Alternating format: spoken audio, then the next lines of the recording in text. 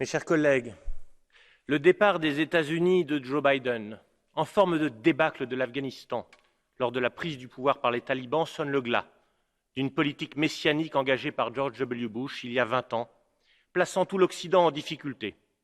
La première leçon à en tirer est bien celle de la fin de l'universalisme interventionniste qui, depuis 20 ans, a accumulé les catastrophes, de la Syrie en passant par la Libye et l'Irak.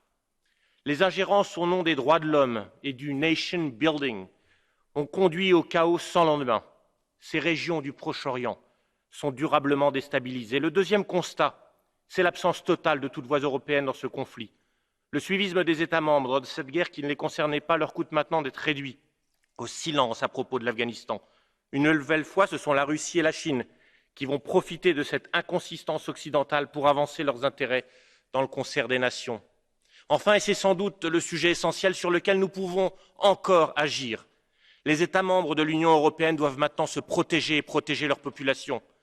Les peuples suffoqués d'Europe ne doivent pas subir une nouvelle déferlante migratoire comme celle ayant suivi le conflit en Syrie. Comme vous, je suis inquiet pour le sort des femmes et des civils en Afghanistan. Comme tous, je déplore le retour des islamistes au pouvoir.